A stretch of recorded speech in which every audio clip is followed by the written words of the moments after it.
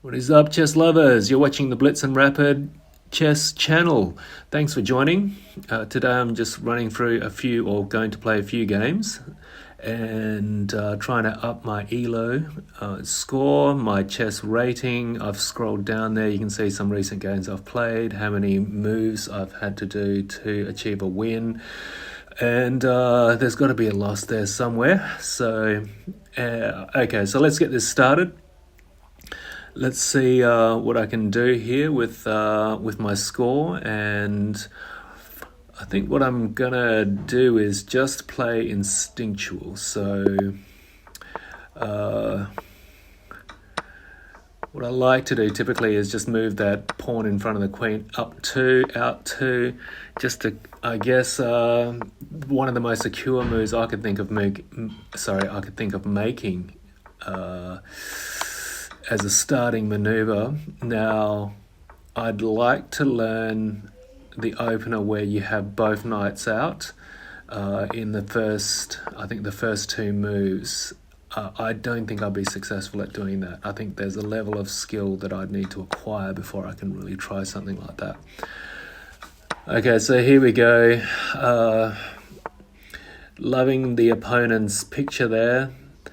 And I feel like I may be playing a real life cat, but I guess I'm wishing for that, but that's probably not reality. But anyway, so am I doing okay at this point? Probably, but look at the time.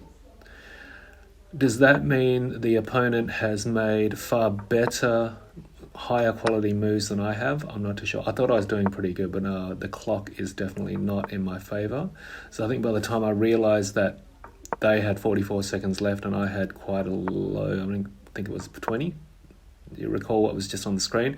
But anyway, yeah, so that, I think, possibly sent me slightly into a spin in my mind. Yeah, here we go. Okay, so definitely a dominant position from myself here. However, they have 20 plus seconds left on the clock, the opponent that is. So, yeah, we could do that all day unless and this is where, if I've got so much open space left on the board, I'd really need, say, 2 rooks and a queen, or 2 queens and a rook. I'd need those highly maneuverable pieces to actually gain a win. So anyway, so if you can explain to me by watching this why it is that my clock had dipped so much in time, and it would seem like time stood still for the opponent. I'm guessing it's part of the scoring system in chess, and I should probably just look that up myself, and then I'll probably find the answer to that. So yeah, I did try and look it up. I couldn't find the answer immediately. I think I ended up on a Reddit site, so couldn't find the explanation. Anyway, if you can help me out with that, that'd be great.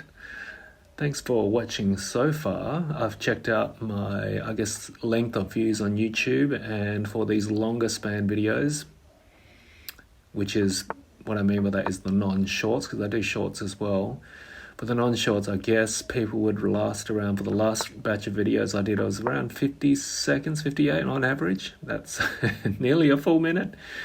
I mean, I'm talking for about 3 minutes or 3.5 to 4 minutes now. So yeah, if you're still listening, thank you.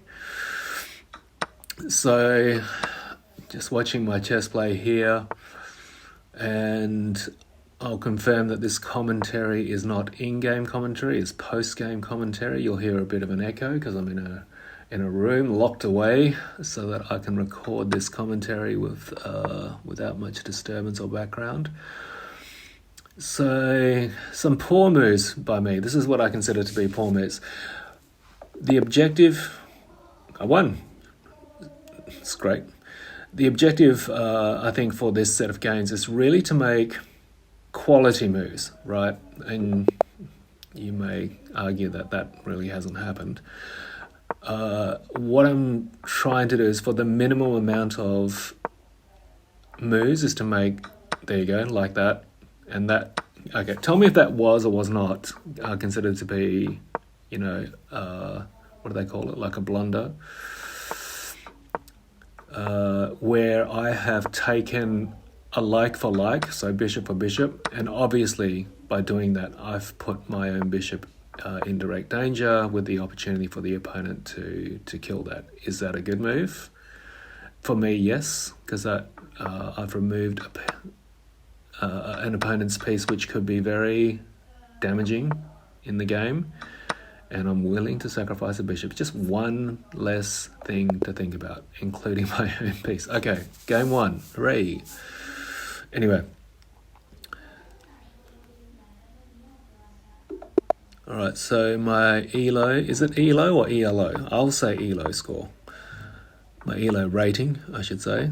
It's probably the correct terminology, is 230 at the moment, versing a, what is that? Versing a 326. Okay, so that's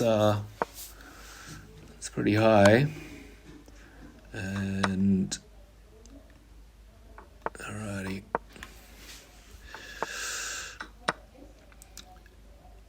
Yeah, so I might actually, well, okay. What am I going to do in response to this? It's funny because depending on the reaction from the opponent, I enter into habitual responses. And this is me trying to figure that one out. It was quicker than what I thought it was. I was in real life, while playing the game, that took ages to figure that one out, how to defend on that.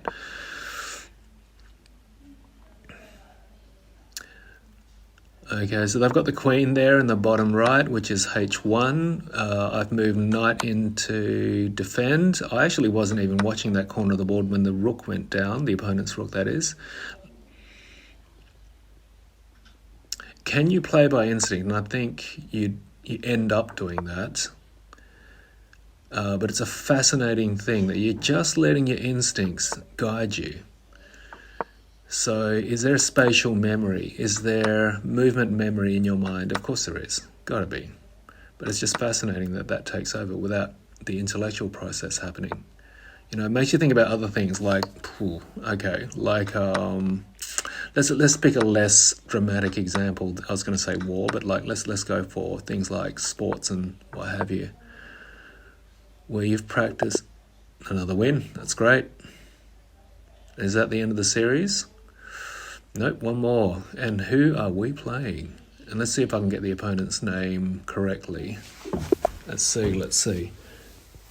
Well, we've got AbelUtutin 372. A free ELO 372 player.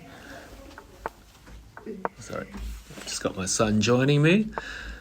So I've got an ELO 372 player, and let's just see how I go. And I'm just trying to revisit my thought process in this game. Alrighty. So I'm guessing with an ELO of 372, that's way higher than what I've got, which is 240. And I'm expecting to be crushed.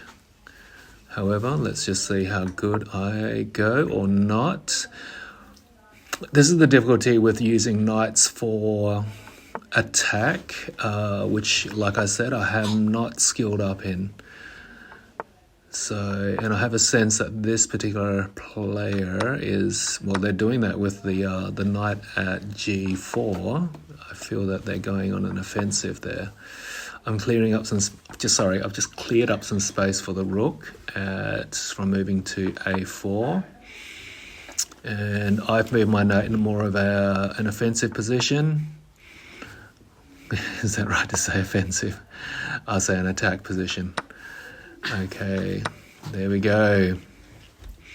Can I just say, I can only guess, like with somebody with an ELO score of 372, that perhaps this is very late in the night for them. You know, maybe they've had already 10, 11 plus games of getting a bit fatigued. It can happen, people. It's a real thing. So here we go, queen's threatening knight, and let's just see how this rolls. This is where I love pawns, when the opponent appears to be focused on all the big pieces. And there we go. So thank you for the applause. And there we go. So great, very, very happy with that.